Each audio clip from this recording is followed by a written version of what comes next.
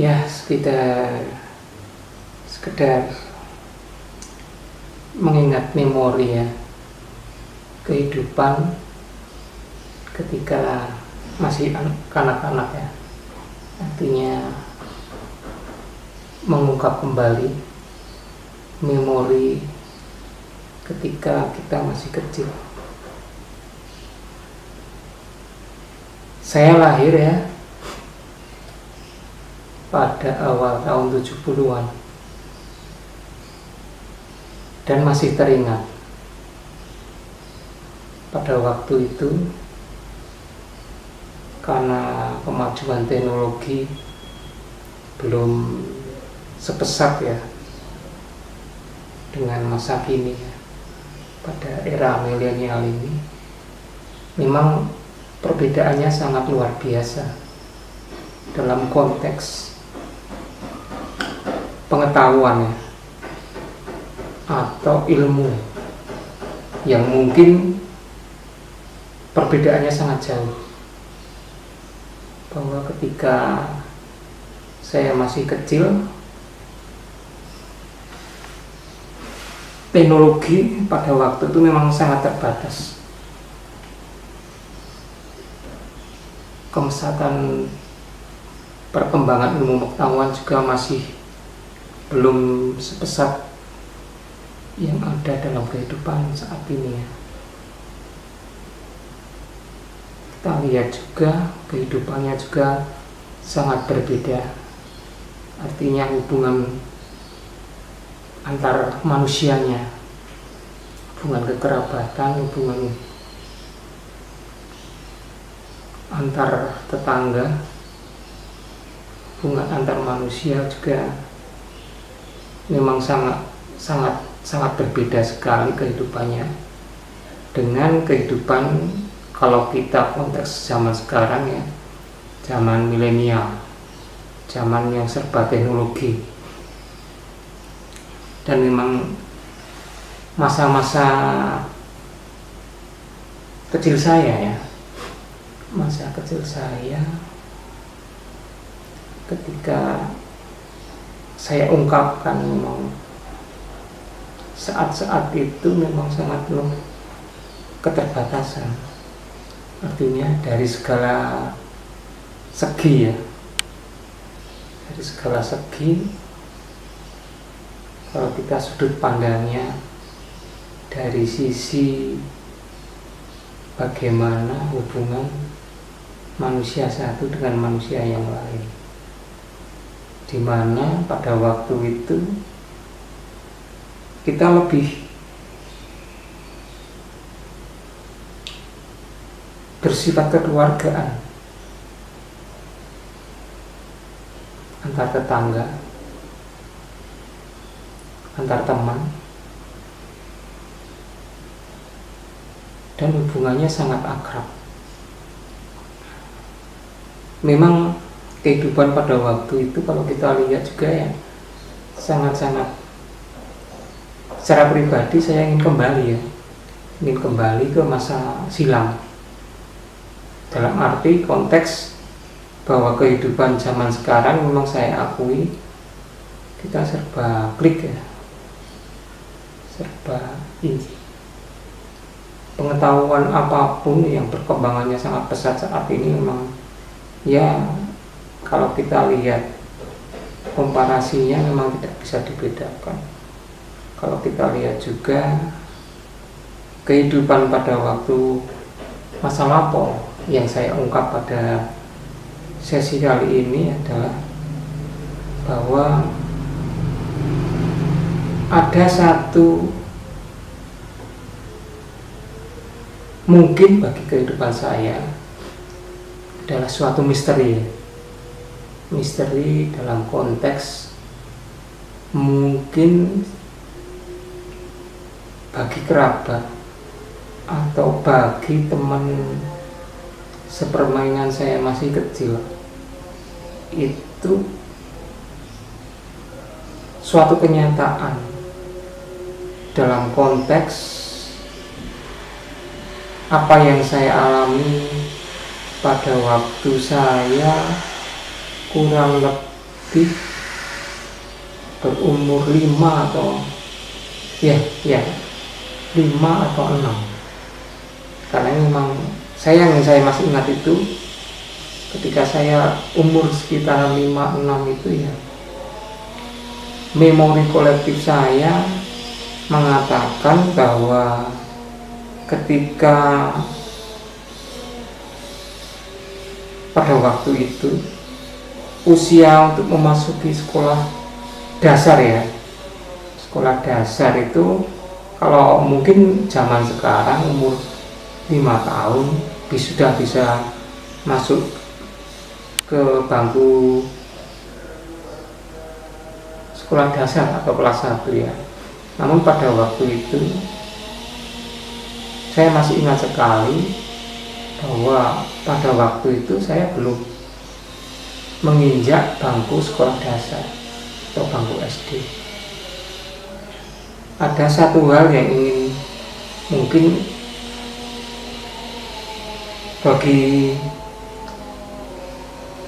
orang lain itu kelihatannya nyata, bahkan sampai hari ini mungkin teman seperjuangan saya atau sepermainan saya pada waktu umur 5 tahun atau 6 tahun lah, mungkin juga keluarga saya, mungkin almarhum bapak ibu saya, kerabat saya, orang yang saya anggap mbah, atau kakak dan adik saya, atau tetangga-tetangga saya yang saat ini mungkin masih hidup ya, mungkin masih percaya bahwa ketika saya berumur 5 tahun atau 6 tahun itu saya memiliki julukan ya, paraban, bahwa saya pada umur sekian pernah digondol atau digondol genderuwo. Nah, itu mungkin yang ingin saya ungkapkan. Itu memang sebagai suatu misteri ya, bahwa konteks keyakinan orang pada waktu itu bahwa mereka yakin saya betul-betul pernah digondol wewe atau digondol genderuwo. Artinya saya pernah dimasukkan atau diajak atau memang diambil oleh sosok bunian ya. Bunian artinya oleh makhluk astral yang mungkin bagi orang-orang pada waktu itu sering disebut dengan wewe atau genderuwo. Nah, ini yang bagi saya kehidupan sampai sekarang ini memang pas waktu saat inilah saya ungkapkan, apakah benar saya itu waktu kecil pernah dibawa, atau istilah orang Jawa itu digondol wewe, atau digondol atau dibawa oleh genderuwo.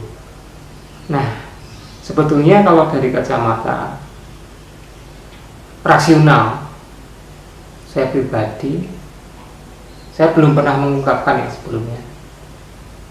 Secara rasional memang saya tolak dalam konteks karena saya sebagai pelakunya. Namun demikian,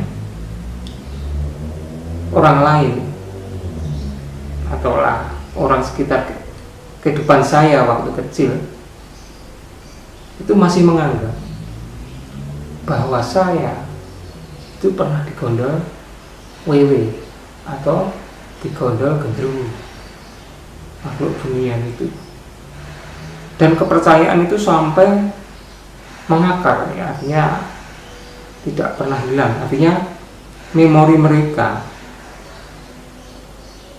pada waktu itu memang kehidupan yang serba kekurangan dalam konteks, karena satu ya, pada waktu itu zaman saya masih kecil itu penerangan belum menggunakan listrik, masih pakai teplok atau sentir ya, atau kalau di tempat mbah saya, keluarga saya pada waktu itu menggunakan petromak, artinya masih menggunakan minyak tanah atau spiritus ya untuk menghidupkan petromak. Kemudian perkembangan yang lain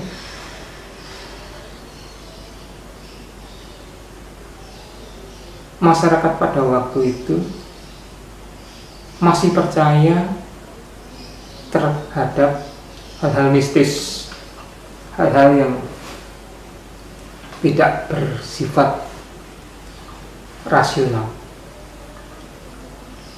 seperti misalnya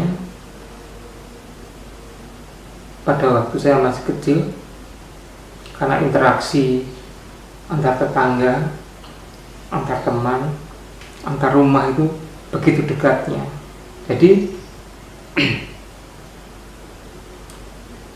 ada suatu kebiasaan pada waktu itu antar tetangga itu saling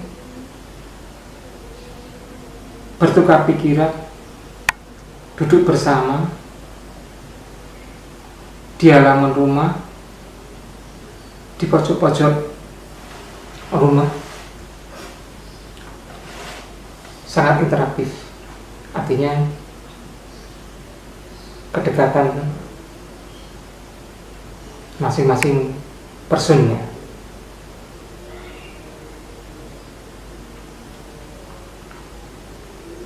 Demikian juga cerita-cerita mistis itu masih hidup ya.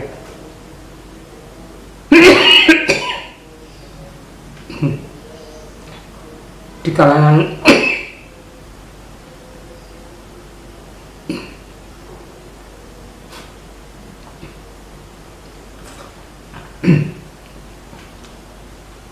masyarakat pada waktu itu,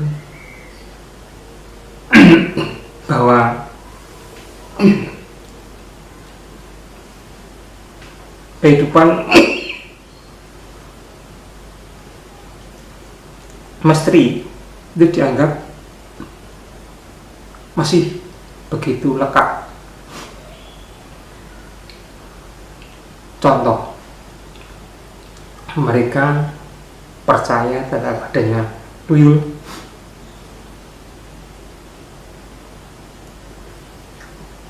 genderuwo,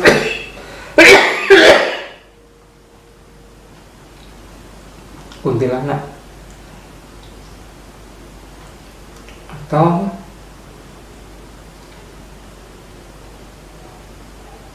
alam bunian lain. Bahkan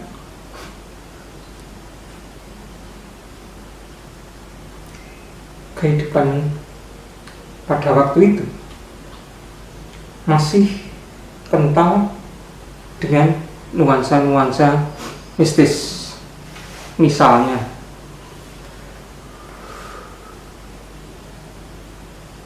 ada yang memiliki hajat sukitan,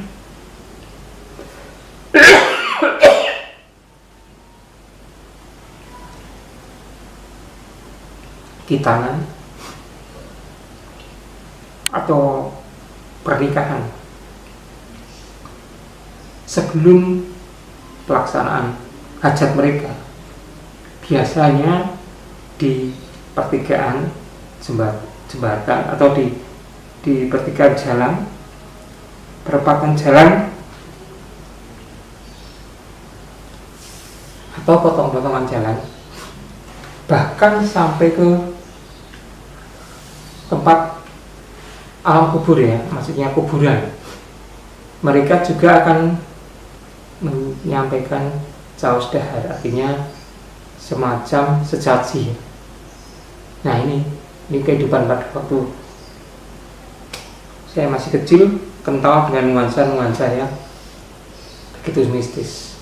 Nah, kembali ke bahwa saya memiliki, atau orang masih menyebut ya, saya pernah digondol wiwi atau dibawa wiwi, digondol genderuwo atau dibawa genderuwo ke alam mereka, alam astral atau alam dunia, alam yang tidak tampak. Nah, bagaimana sebenarnya yang terjadi di kehidupan saya pada waktu kecil? Apakah betul bahwa saya pernah dibawa genderuwo, dibawa wiwi? Karena pada waktu masyarakat masih percaya bahwa alam astral, alam mistis itu ada dan bisa membawa kehidupan alam manusia, dibawa ke alam mereka. Nah, sebetulnya julukan atau paraban yang pernah disematkan pada saya, menurut perjalanan hidup saya, secara rasional itu tidak benar. Namun demikian, pada waktu itu ya memang saya tidak memiliki suatu kekuatan untuk membantah, suatu kekuatan atau upaya-upaya dari saya untuk menangkis anggapan bahwa saya pernah dibawa oleh alam lembut, oleh penghuni alam lembut, dibawa ke alam mereka. Nah, bagaimana ceritanya? Nah, ini perlu kan saya sampaikan pada sesi channel saya ini, kehidupan saya pada waktu itu.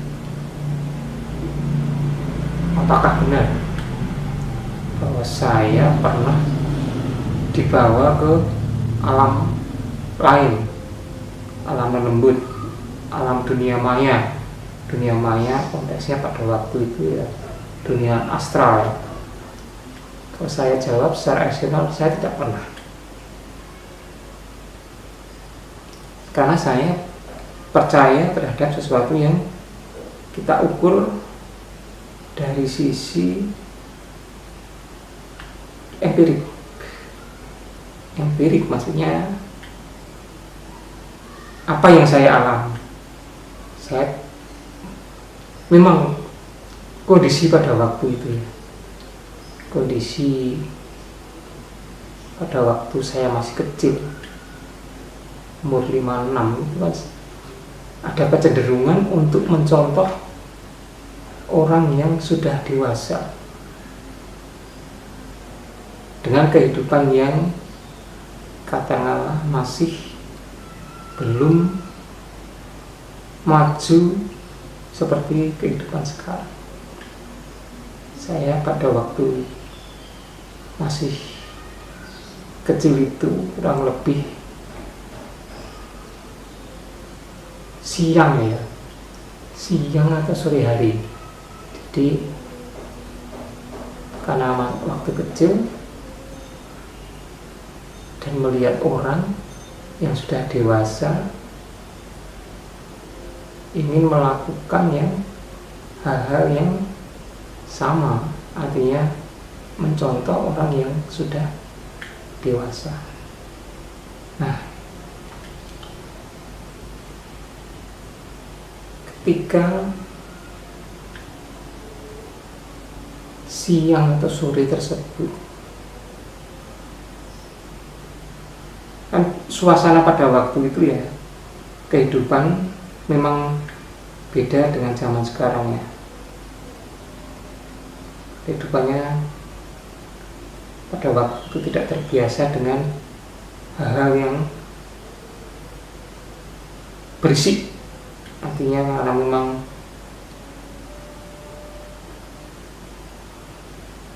masyarakat pada waktu itu ya masih sangat sederhana. Jadi pemilik televisi atau radio belum sebanyak sekarang. Bahkan itu barang-barang yang mahal. Artinya untuk memiliki barang-barang tersebut itu kategorinya orang kaya. Dan masyarakat di sekitar saya pada waktu itu ya, di samping rumahnya masih banyak yang dari bambu atau kayu, dan jarang lantainya itu di semen atau di keramik seperti sekarang, masih tanah ya. Nah, kembali ke awal ya, awal cerita ini bermula. Kenapa saya kok dianggap pernah dibawa ke kehidupan alam dan lembut ya? Ya, pada waktu itu sekitar siang atau ya menjelang sore, karena saya sering melihat orang dewasa.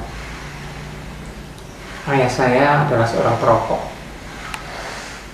kemudian mbah saya, mbah dalam arti ya orang yang dekat dengan keluarga saya, itu juga merokok. Demikian juga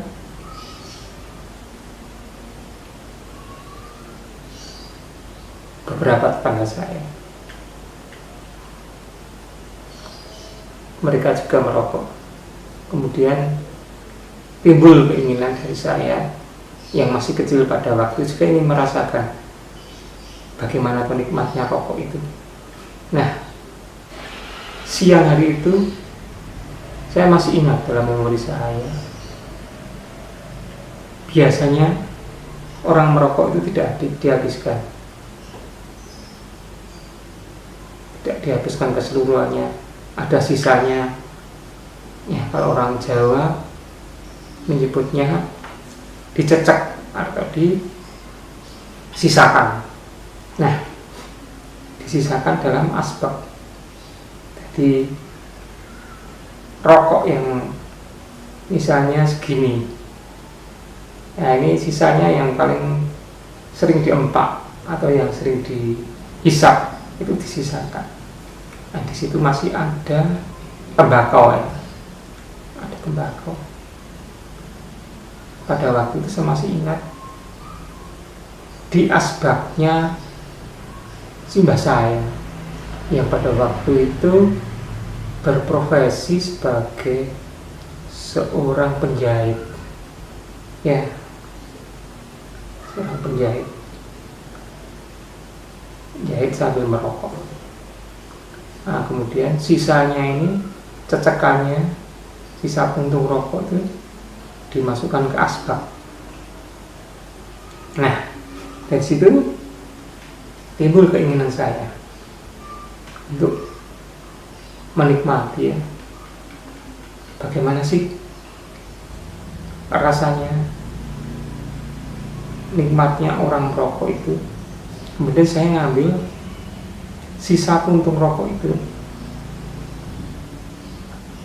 Nah, sisa puntung rokok itu saya ambil. Kemudian karena yang ada pada waktu itu ya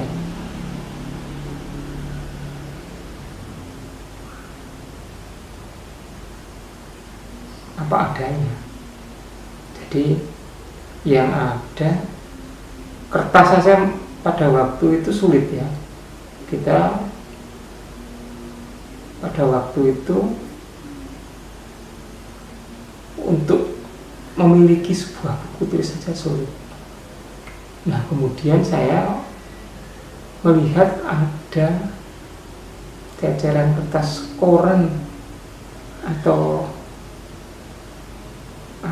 ya koran ya. Nah, dari bekas-bekas cecekan itu kemudian saya masukkan dalam bekas kertas koran. Nah, kemudian dengan sembunyi-sembunyi saya mengambil sisa puntung rokok atau cecekan dari mbah saya itu, benar saya bawa keluar. Kemudian saya, karena saya nemunya kertas sedikit itu aja, kemudian saya masukkan dalam kertas koran yang lipatan itu untuk saya buat sedemikian rupa untuk seakan-akan ya jadi rokok itu. Jadi rokok itu kemudian sambil keluar bawa tembakau, kemudian juga bawa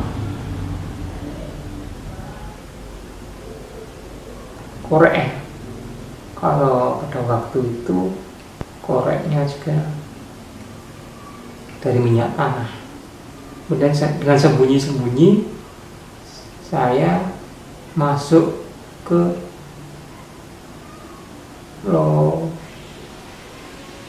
istilahnya apa ya, lompetan di antar rumah itu ada yang jalan kecil tersisa. Kemudian dari tembakau cecekan itu saya linting pakai kertas koran itu, saya buat sedemikian rupa ya jadi seakan-akan ya saya menganggap pada waktu itu ya itulah rokoknya orang dewasa. Dan saya mencoba untuk coba rokok ini saya hisap, kemudian saya hidupkan dengan menggunakan korek, dan ketika hidup saya hisap. Nah, karena asik menghisap rokok itu tanpa sepengetahuan saya ternyata ya ada tetangga yang melihat karena melihat saya yang asik merokok. Kemudian saya dimarahi, diancam, bahkan dibeden-bedeni ya, dalam arti ditakut-takuti oleh tetangga saya itu. Pada waktu itu saya masih ingat, tetangga perempuan.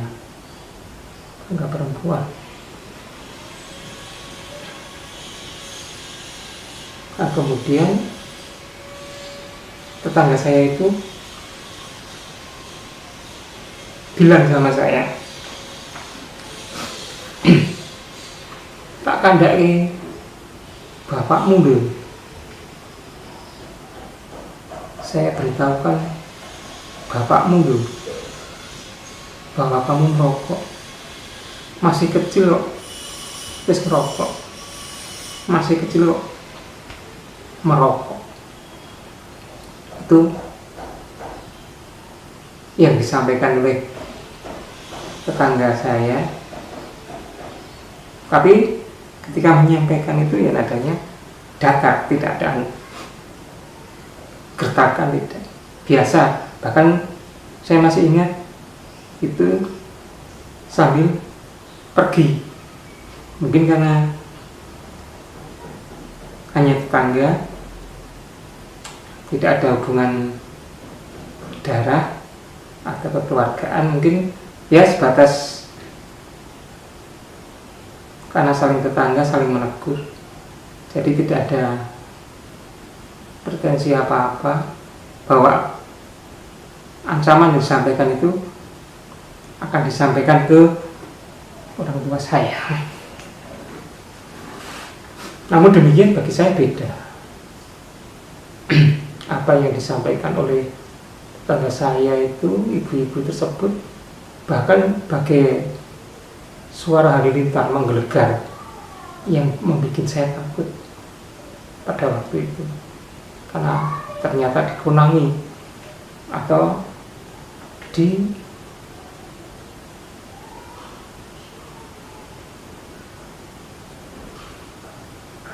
kalau orang Jawa itu dikunangi ya, artinya ada orang yang melihat pas saya asik merokok tersebut, dan saya takut terhadap apa yang disampaikan bahwa nantinya tetangga itu benar-benar akan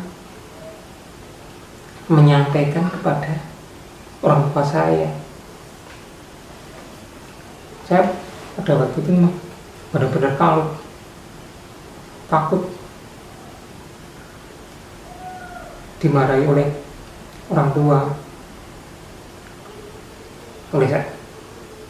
terutama oleh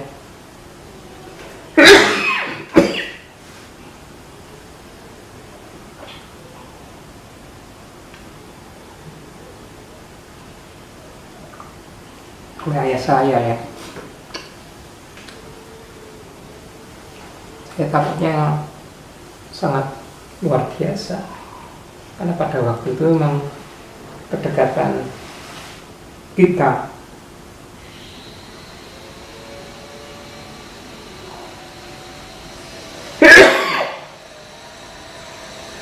dengan orang tua itu sangat dekat. Nah itu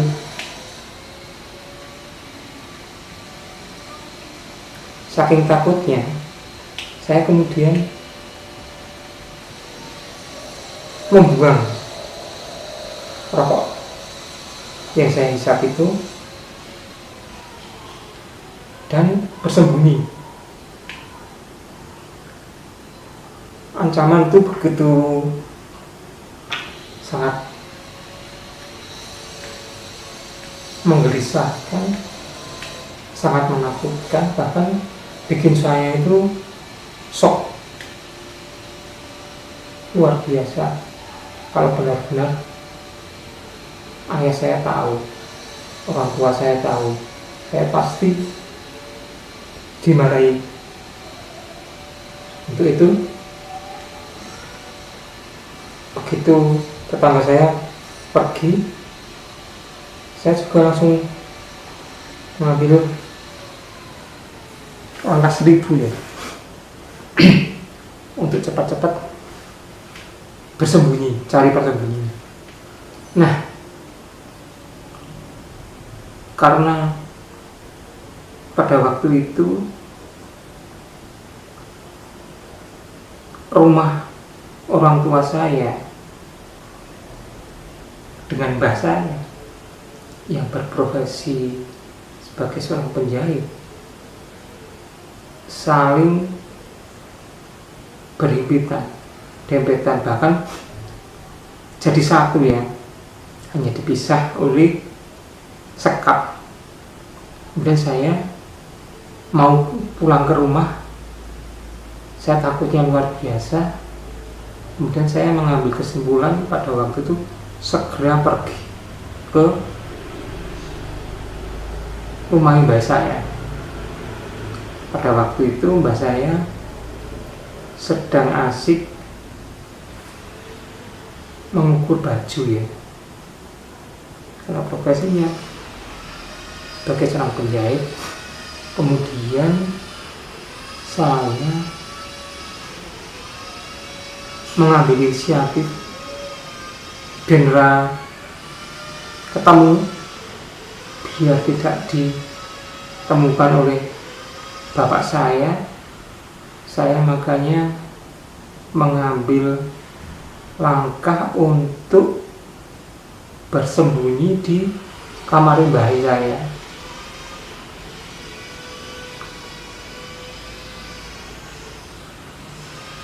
Kamar mbah saya itu hanya ada 2 barang ya. Satu tempat tidur, kemudian satunya meja. Nah, meja ini kan biasa dipakai oleh mbah saya karena pada waktu itu ya masih ramai atau gencar-gencarnya dengan apa yang disebut buntut atau nalu ya. Artinya meja itu dipakai oleh mbah saya untuk merumus buntut atau nomor atau perjudian, angka judi. Nah, saya kemudian lari di bawah meja itu, di bawah meja dalam kamar mbah saya, Mbah Hadi ya namanya, kamarnya Mbah Hadi. Nah, kemudian saya pada waktu itu masih ingat, sudah sore menjelang maghrib. Kemudian saya bersembunyi di bawah persis meja. Jadi saya bisa memantau aktivitas mbah saya ketika masuk kamar, keluar kamar, saya langsung bisa memantau. Di mobilitas keluar masuknya saya bisa melihat Mbah Kakung, Mbah Hadi Kakung, Mbah Hadi yang laki-laki maupun Mbah Hadi yang putri, Mbah Putri, Mbah yang perempuan. Kemudian ketika menjelang maghrib itulah orang tua saya mencari saya keberadaannya, karena dari siang sampai sore dan maghrib kok tidak kelihatan dan belum makan. Jadi kondisi pada waktu itu ya saya sebetulnya lapar atau ngelih bahasa Jawa, tapi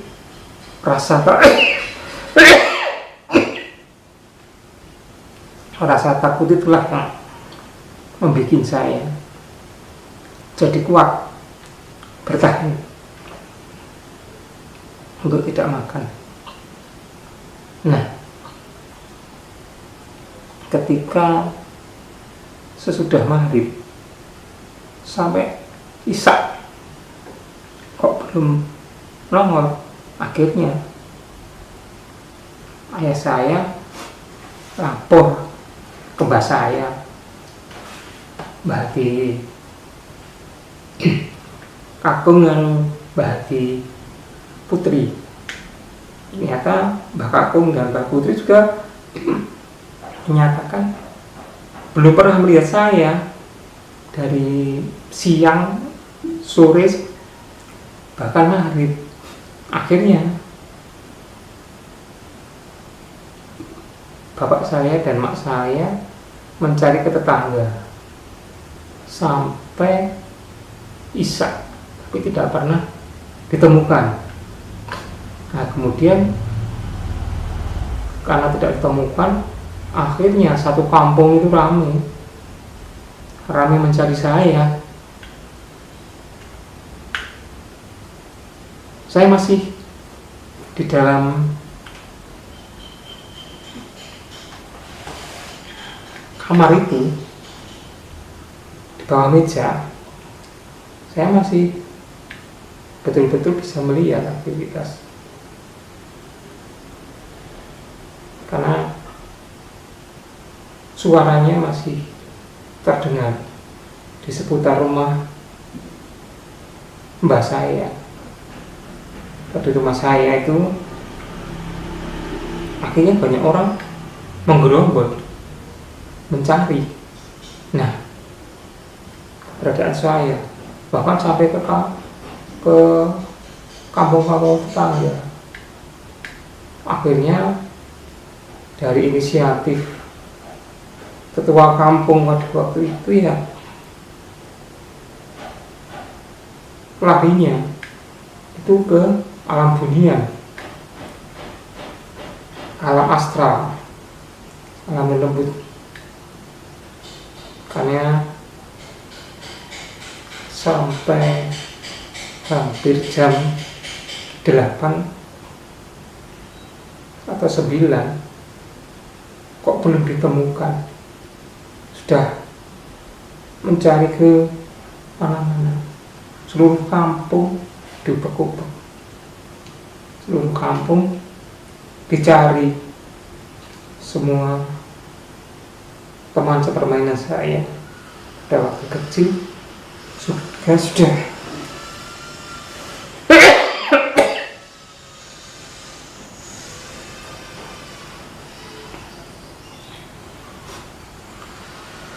ditanyai ya, apakah mereka melihat saya atau tidak. Demikian juga sampai ke kampung-kampung tetangga. Nah, karena tidak ketemu, maka ketua kampung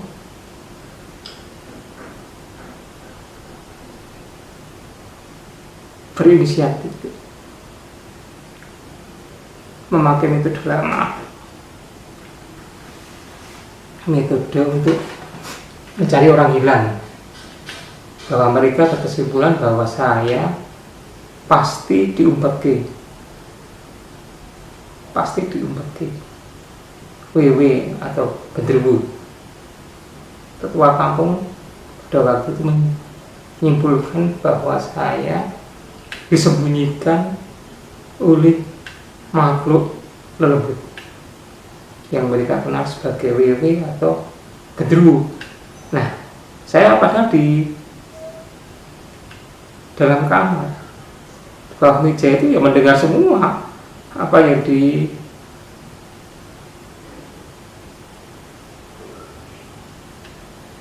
disampaikan oleh tetangga saya.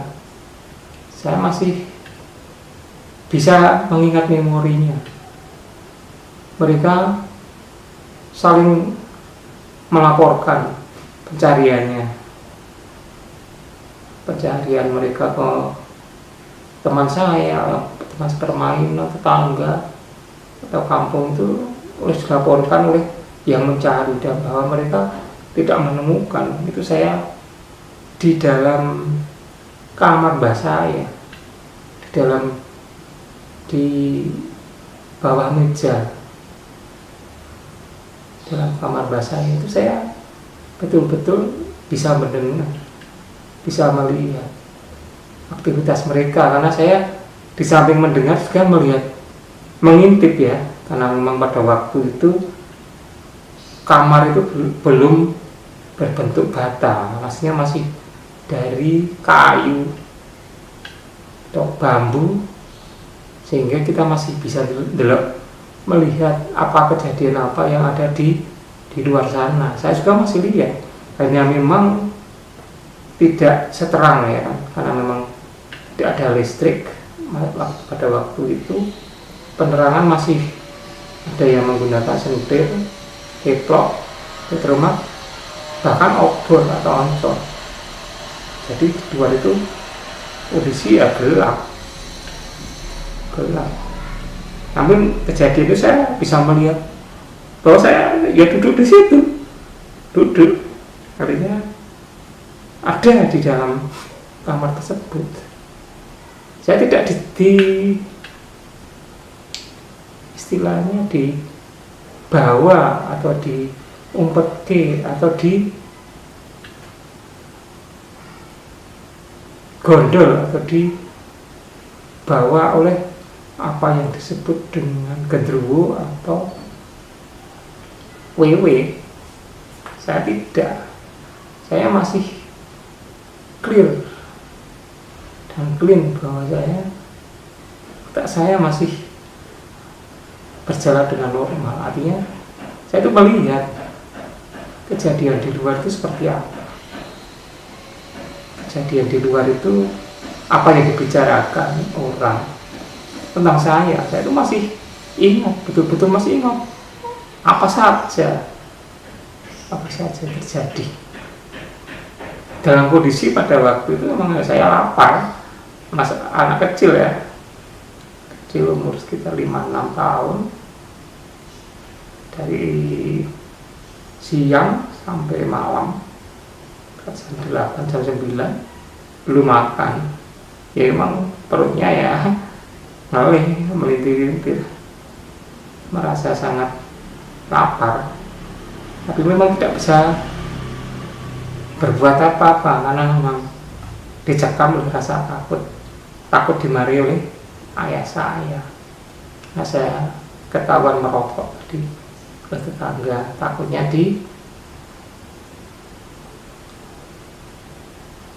disampaikan oleh tetangga saya kepada ayah saya, sehingga saya takut kalau betul-betul nanti saya dimarahi oleh orang tua saya. Nah, kemudian saya juga masih ingat tetangga saya itu ikut nyari, tapi ternyata tetangga saya yang menemukan saya merokok itu tidak pernah ngomong bahwa tadi dia melihat itu merokok, tidak. Ya hanya tadi siap ketemu, tadi saya lihat di sini, tapi tidak pernah membahas bahwa saya ketemu oleh merokok. Ternyata ya tetangga saya itu hanya mengancam sebatas ancaman orang dewasa ya, ancaman untuk mendidik bahwa masih kecil dalam merokok gitu aja ya. Intinya rasa kasih sayang sebetulnya, rasa iman ya, masih kecil merokok ya. Itu sebetulnya tetangga ibu itu tadi yang melihat saya merokok tadi tidak pernah menyampaikan masyarakat bahwa saya tadi ada di sini rokok. Tidak. Ternyata saya ketika masih dewasa saat ini atau setelah bertahun-tahun waktu itu hanya sebuah rasa kasih sayang ya, seorang tetangga melihat kita kok merokok. Ketika bahasanya juga ingin mendidik kita. Nah, akhirnya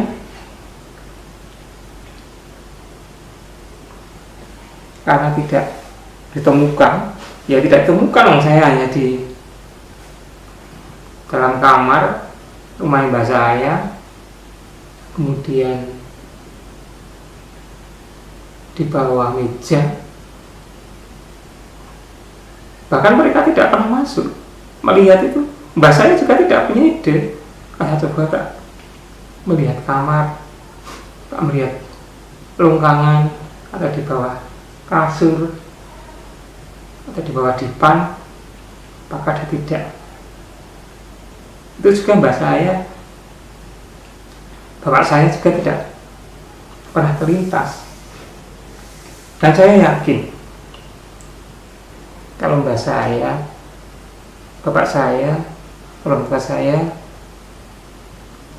masuk kamar dan melihat di bawah dipan atau tempat tidur, pasti melihat saya. karena saya ada di meja betul-betul di pojokan itu. Hanya memang yang sangat membantu ya, karena pada waktu itu belum ada listrik, masih penerangannya sangat sederhana, teplok, termak, oncor, obor. Nah itu tidak membantu. Nah, tidak, di dalam kamar itu juga tidak ada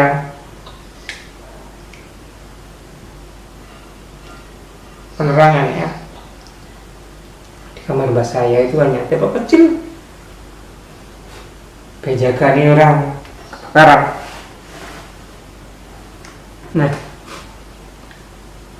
akhirnya tetua masyarakat sekitar situ mengambil inisiatif bahwa ini saya digondol wiwi, diumpetke genderuwo, disembunyikan makhluk halus yang bernama genderuwo atau wiwi. Nah itu, akhirnya mereka sepakat untuk menggunakan cara-cara tradisional. Akhirnya mereka, tetangga-tetangga saya, tetangga-tetangga serumah itu menabuh bebunyian apa saja yang bisa ditabuh agar saya dilepaskan dari cengkraman genderuwo maupun wewe gombel. Nah itu akhirnya tetangga itu punya piring, punya manci, punya kentongan, punya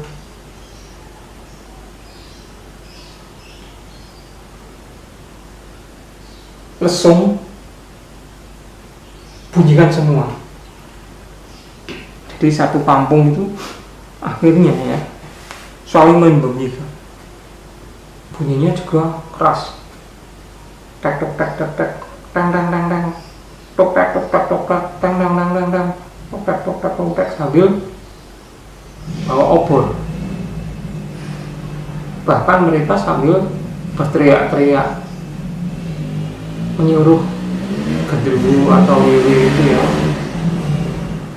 agar melepaskan saya dari cengkeramannya, dari makhluk dunia. Saya akan dilepas.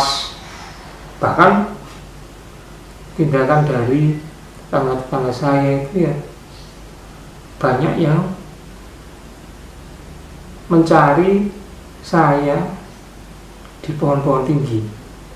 Ada pring, ada beringin, pohon beringin, pohon bambu, pohon nangka, pohon mangga. Itu mereka melihat itu semua, dicari di pohon-pohon yang tinggi. Karena menurut cerita alam lembut genderuwo wewe itu menyembunyikan ya nantinya saya pasti di ketinggian pohon-pohon tersebut. Nah pasti, nah itulah sampai malam itu ya, sampai jam tengah malam ya. Tapi saya tidak tahu jamnya pada waktu itu, nggak jelas, sampai tengah malam. Saya masih ingat itu lama sekali. Orang memukul, menabuh bebunyian apa saja, pring, kentongan, piring, wajan, gelas,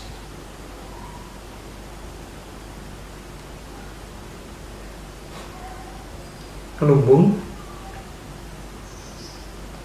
apa saja, bahkan yang bisa dibunyikan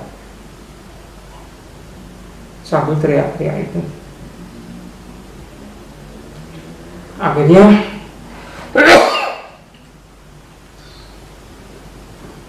sampai tengah malam itu. Saya masih ingat sampai tengah malam itu karena saya tidak kelihatan mereka menghentikan aktivitasnya, tapi masih mencari. Nah, disitulah lama-kelamaan saya juga bersembunyi karena belum makan minum. Akhirnya ya anak kecil ya, lapar, rasa lapar, rasa haus itu akhirnya menghinggapi saya, karena saya ya sudah tidak ada. Lama-kelamaan itu rasa takut terhadap bapak saya hilang. Tadinya begitu kuat mencekram, saya takut terhadap dimarahi oleh ayah saya. Saya akhirnya karena rasa lapar,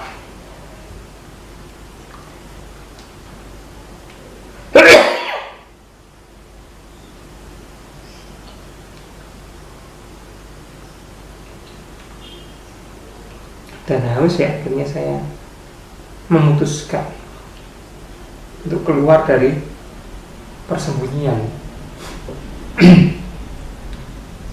Ya, itu butuh keberanian sebetulnya. Saya keluar akan dimarahi oleh bapak saya, atau saya lapar karena sudah tidak makan berjam-jam dan haus. Akhirnya panggilan alam ya, seorang anak kecil ya, lapar dan haus pasti ya tidak bisa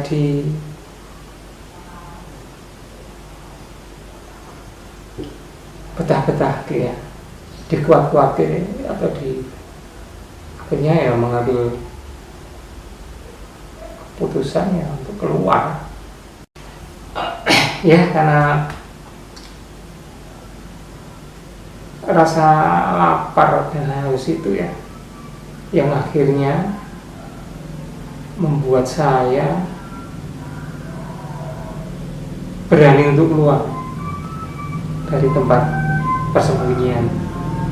Karena ya saya masih kecil pada waktu itu, ya perut saya tidak bisa ditahan dari rasa lapar dan haus. Akhirnya saya ya wis tak keluar dari tempat persembunyian saya, dari kamar mbah saya itu.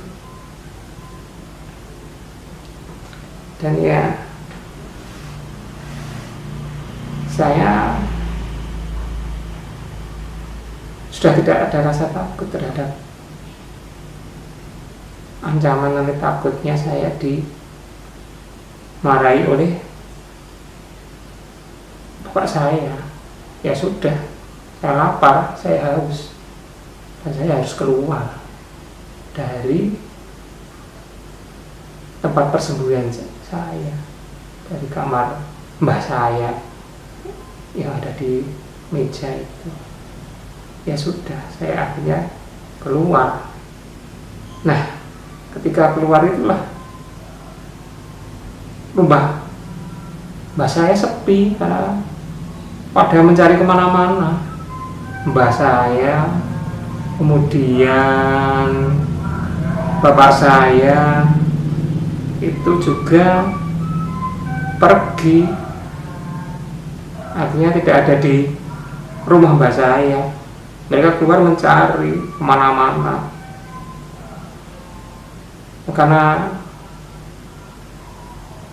rumah sepi, kamar sepi, ya akhirnya saya keluar rumah. Ternyata di luar itu saya masih ingat yang ada, yang masih tersisa, yang masih nunggu itu ya Mas Mo, istrinya Mbak Tina gitu ya.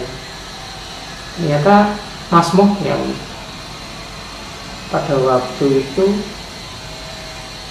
berprofesi sebagai seorang tentara itu juga baru, sebenarnya Mas Moh ini juga mencari kemana-mana, artinya mencari keluar kemana-mana, mencari saya. Tapi pada waktu itu Mas Moh ini kok pulang, pas pulang karena berhadapan-hadapan rumah dengan mbak saya, akhirnya pas saya keluar, Mas Moh ya keluar. Nah, dia kaget, loh kowe gitu, bilang gitu, kowe digoleki lho, kamu dicari, cari mbahmu, cari bapakmu, kowe digondol ya, kamu disembunyikan oleh makhluk halus, wewe arep gendruwo ya, terus bali kowe. Nah, akhirnya Mas Moh ini juga sampai hari itu tetap yakin bahwa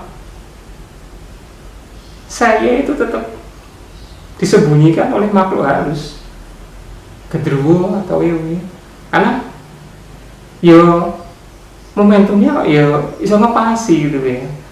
Saya ngepasi gimana ya, gabruk. Saya pas keluar rumah, Mas Moh itu keluar, jadi seakan-akan ya saya dikembalikan oleh gendruwo atau wewe itu pas sepi, tidak ada orang, karena orangnya pada mencari ke berbagai tempat ya. Tidak ada orang yang ada di sekitar rumah itu, tidak ada. Jadi seakan-akan Mas Moh tetap dalam pikirannya itu dibalik pas sepi, tidak ada orang, dan menganggap bahwa saya itu dikembalikan ya karena ada ketabuhan. Nah, itu yang ada di main setnya Mas Moh yang pertama kali ketemu sama saya, itu bahwa saya dikembalikan karena faktor ada ketabuhan itu. Tapi sebenarnya tidak.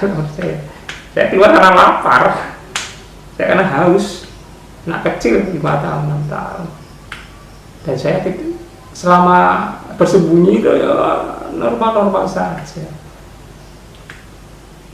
tidak ada orang lain selain saya, karena memang saya takut ya dimarahi oleh bapak saya, dan saya menerima aja, ya sudah, memang saya masih kecil, tidak memiliki kekuatan alibi untuk menolak. Mas Moh bilang, ya sudah, karena sudah dipulangkan ya wes. Akhirnya Mas Moh itu berlari ke sana kemari memberitahu bahwa saya sudah dikembalikan oleh gendruwo atau wewe ke rumah mbah saya. Nah, itu ceritanya seperti itu. Mas Moh aja yang ketemu sama saya, ya gabruk gitu, masih menganggap saya dikembalikan oleh makhluk halus, wewe atau gendruwo. Dia tidak berpikir secara logik atau rasional, tidak menanyai kowe nang ndi wae, kamu kemana saja, kamu sama siapa, tidak. Dia berpikir ya sudah dikembalikan, sudah bersyukur. Akhirnya saya ambilkan minum Mas Moh, kon ngombe, padahal saya haus, lapar. Ya, akhirnya karena Mas Moh percaya sudah dikembalikan, akhirnya ya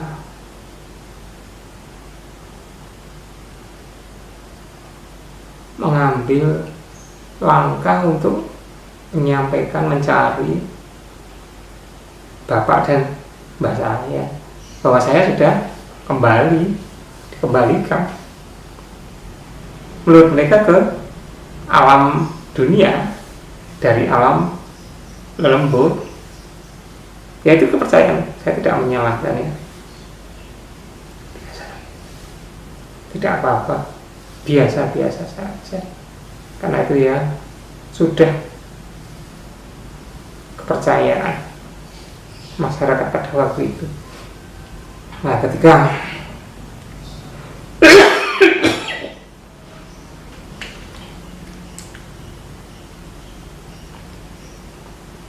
orang-orang sudah kumpul ya bersyukur bahwa saya sudah dikembalikan ke alam nyata. Mereka tidak berpikir logik, rasional. Bahkan bapak saya terharu.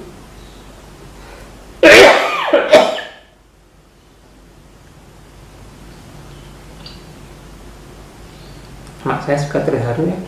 Mbah saya juga. Saya kembali dengan selamat.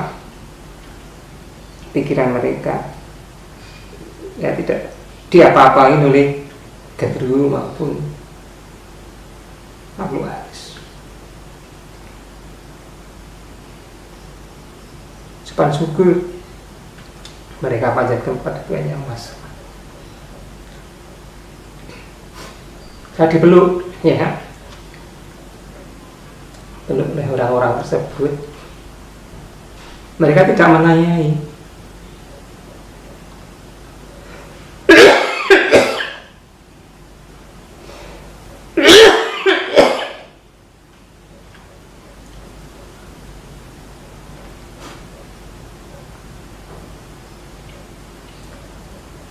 Mereka tidak menanyai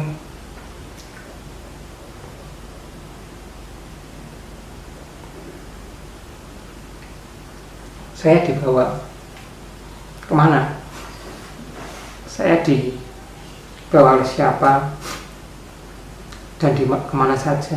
Tidak. Mereka mengucapkan syukur bahwa saya dengan selamat ya dikembalikan menurut pandangan mereka ke alam kehidupan manusia. Mereka bersyukur sudah, mereka tidak menanyai macam-macam. Bahkan mbah saya yakin, yakinnya bahwa saya betul-betul dibawa ke alam lembut. Tidak apa-apa. Nah ya, kepercayaan mereka seperti itu, dan saya juga tidak menyalahkan kepercayaan tersebut. Saya terima, namun demikian saya juga mengucapkan syukur.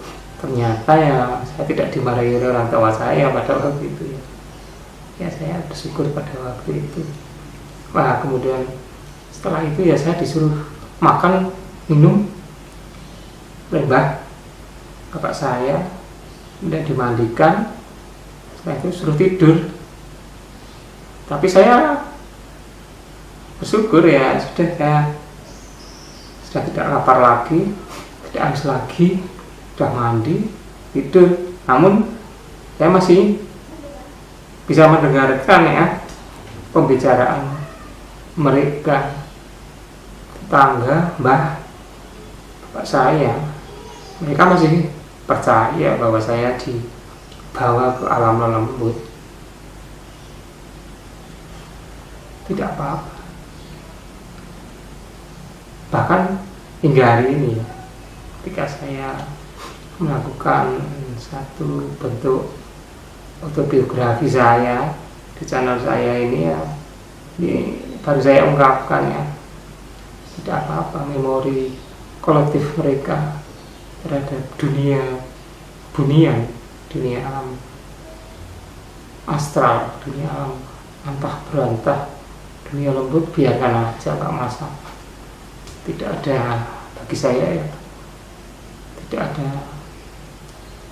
urgensinya katakanlah kita menolak atau katakanlah memberikan satu bentuk pencerahan. Ya memang pada waktu itu memang ya kehidupannya sudah tersetting ya, karena tingkat kemajuan.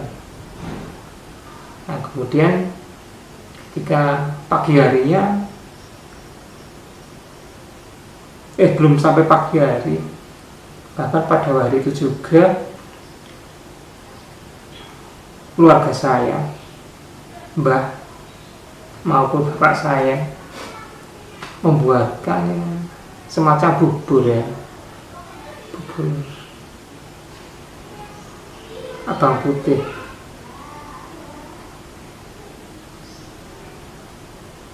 Dilanjutkan esok harinya juga sama, membuat bubur ya, sebagai tanda bersyukur bahwa saya sudah dikembalikan ya, ke alam manusia.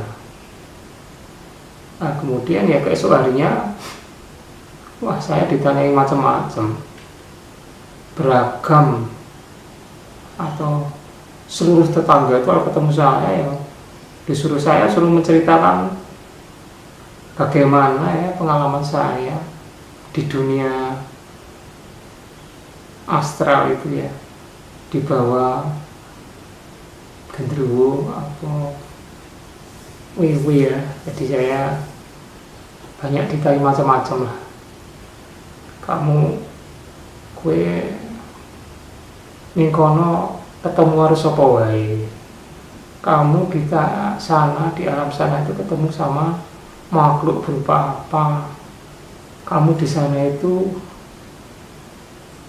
di mana, kamu di sana itu kowe ning kono itu ya karo sapa wae, ketemu sapa, dijak apa wae, kamu di alam sana itu dibawa kemana saja, bersama siapa, dan disuruh makan atau minum atau tidak, kemudian ditanyai apa aja, kehidupannya sana seperti apa, alam kono itu kaya apa, alam dunia ini genderuwo, dunia ini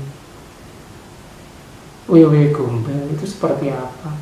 Mereka juga ingin tahu keadaannya itu seperti apa, kehidupannya itu seperti apa, apakah kehidupannya itu juga sama dengan manusia atau beda, atau bahkan ada yang menanyakan saya kowe disimpen nang ndi, kamu disembunyikan di mana,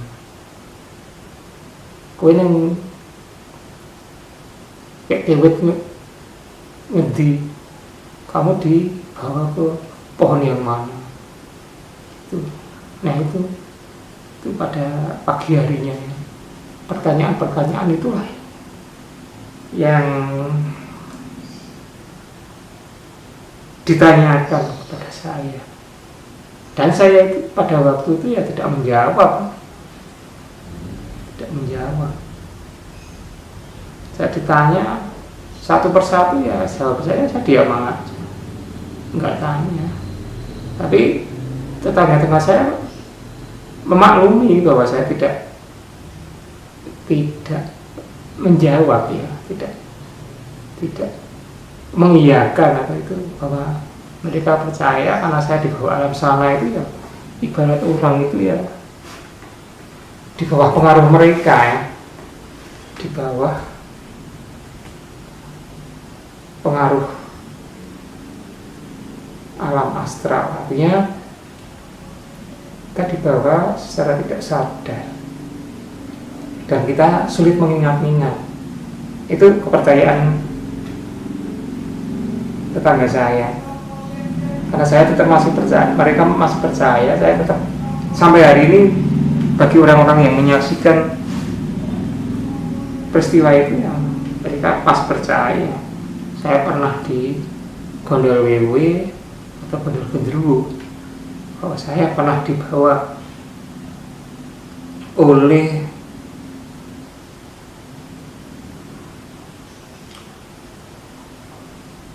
genderuwo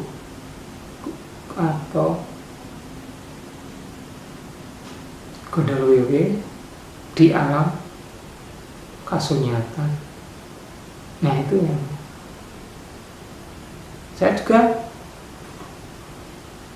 ketika ditanya saya tidak pernah berbicara dalam arti menjawab sepatah dua kata. Kalau itu pertanyaan ya berkisar kaitannya dengan kisah mistis bahwa saya dibawa oleh makhluk astral. Itu tidak pernah saya jawab, dan saya juga diam aja sampai hari ini. Ketika saya melakukan satu bentuk cerita dalam konteks secara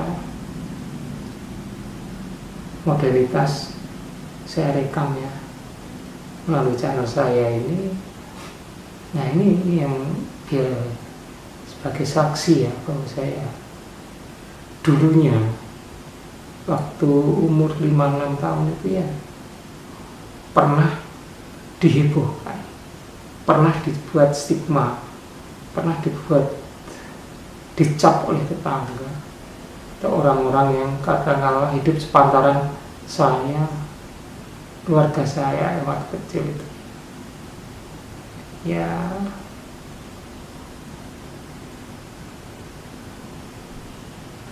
saya dianggap pernah di gondol wewe, gondol genderuwo. Padahal kalau kita lihat dari bentuk kampung saya, tempat tinggal mbah saya, bapak saya itu padat. Jadi ya di tengah perkampungan orang gitu, Magelang, tingkat kepadatannya sangat tinggi ya. Sudah tidak ada jarak antar rumah, artinya ya saling berdempetan, saling antar tetangga itu ya berhadapan-hadapan. Namun demikian ya tingkat kepercayaannya ya masih sama dengan alam pedesaan. Mereka masih percaya terhadap hal yang takhayul, irasional, tapi nggak masalah. Ya, satu hari setelah itu ya saya masih sebagai bentuk rasa syukur ya, orang tua saya di samping membuat bubur bawang putih juga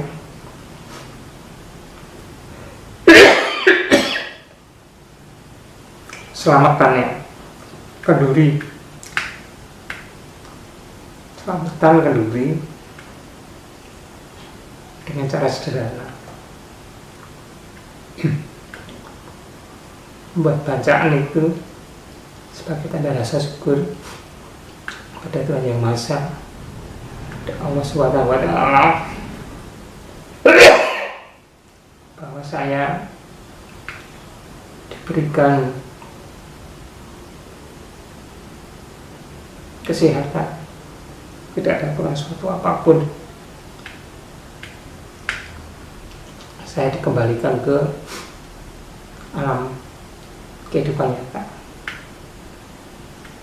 Nah itu sampai bertahun-tahun ya, bertahun-tahun saya masih diberi stigma itu. Bahkan ketika saya masih dewasa, sudah sekolah SD, SMP, SMA, bahkan kuliah, tetangga-tetangga yang pada waktu itu ikut mencari ya, ikut menyaksikan bahwa saya tidak ada di rumah mbak saya, tidak ada di rumah bapak saya, dan menyatakan saya di gondol wewe, gondol genderuwo. Itu ketika ketemu ya masih cerita seperti reuni itu ya, seperti reuni menceritakan bahwa saya pernah di Gondol Wewe ya, pada waktu kecil ya di Gondol Genderuwo. Nah, seperti itu sering diungkapkan, utamanya ketika lebaran, saling sungkem, saling bertemu. Nah, ini sering dilonggarkan. Loh, wit iki wiwit iki sing biyen wis tau digondol wiwit, wis tau digondol Genderuwo. Kapan itu muncul?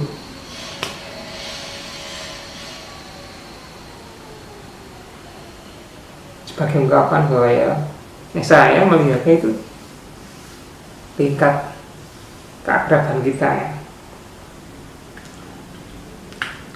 tingkat mereka memiliki, kalau kita saudara, mereka memiliki memori bahwa kita bertetangga, yaitu kadang-kadang yang dilontarkan, dikeluarkan, dan itu tidak pernah terhapus ya sampai hari ini. Sampai hari ini ketika mereka punya cucu, punya keluarga, ketemu ya sama.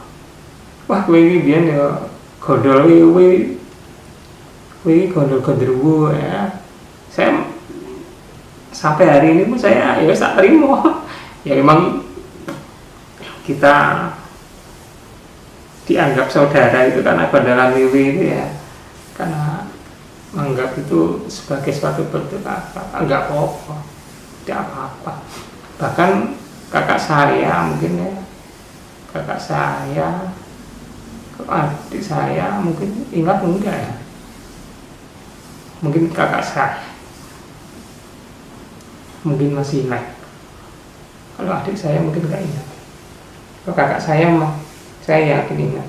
Nah, mungkin saya masih umur 5 tahun, kakak saya juga mungkin masih ingat bahwa saya di Gondol Wewe, Gondol Genderuwo. Mungkin adik saya juga ya, tapi mungkin juga adik saya belum lahir ya, atau belum lihat saya punya 2 adik. Adik mungkin saya belum menemui, tapi hanya mungkin dari cerita-cerita tetangga, cerita orang tua, bahwa saya, mungkin kakak saya yang masih percaya bahwa saya pernah di Gondol Wewe, masih teringat mungkin ya, dan masih percaya. Percayaan itu tidak akan pernah luntur bahwa saya pernah di Gondol Wewe, Gondol Genderuwo. Nah, yaitu saya juga pada waktu itu ya tidak menertawakan, tidak menolak, biarkan saja bahwa saya dengan stigma waktu kecil pernah di Gondol Wewe, pernah di Gondol Genderuwo, yaitu saya, pribadi saya. Mungkin memori kolektif ya dari masyarakat yang ada di Kampung Karangkidul, Kota Magelang, Kelurahan Rejowinangun Selatan, mungkin ya, mungkin yang seusia dengan saya atau sepantaran dalam konteks lebih tua dari saya, dan yang masih hidup pada waktu itu di lingkungan masyarakat atau kampung Karangkidul, Rejowinangun, Kota Magelang. Mungkin ya cerita ini ya, pada waktu itu ya, yang kalau berkaitan dengan mistis ya, sekitar tahun 75 75 ya, 74 atau 75 lah pokoknya. Itu ya mungkin yang pernah jadi satu memori kolektif bagi masyarakat pada waktu itu ya. Saya pernah kakaknya gondol wewe, kakaknya digondol gendruwo itu ya. Ya itu ya saya terima ya, tidak apa-apa, sebagai bagian be a part of life ya, menjadi suatu bagian dari hidup saya, be a part of my life, menjadi satu bagian dari hidup saya, dan saya sangat menikmatinya. Nah, saya akhirnya ya kembali lagi, saya bersyukur kepada Tuhan Yang Maha Esa, Allah Subhanahu wa Ta'ala, bahwasanya ternyata saya bisa menjadi suatu pelajaran bagi rohani kehidupan saya, bagi kejiwaan saya, bagi kehidupan saya mendatang, bahwa ya manusia itu, saya percaya juga dalam keyakinan saya Islam, di samping ada kehidupan manusia itu juga ada kehidupan yang lain, itu saya juga percaya. Nah, ini satu bentuk pembelajaran bagi saya, dan saya juga yakinnya bahwa julukan saya waktu masih kecil pernah digondol wiwi, saya waktu kecil pernah digondol gendruwo, itu juga menjadi suatu takdir ya, dari Allah, dari Tuhan Yang Maha Esa. Jadi suatu cerita tersendiri bagi masyarakat yang pernah hidup dengan saya, pernah hidup dengan keluarga saya pada medium tahun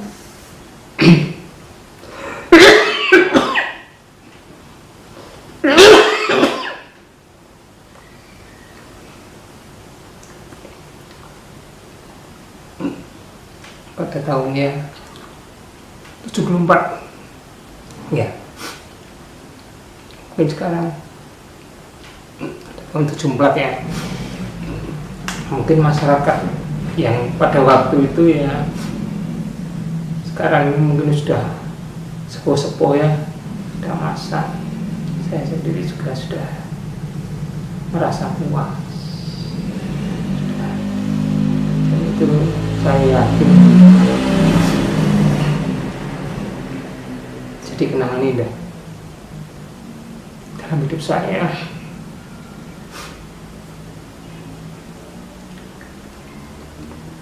Dan yang tidak bisa dilupakan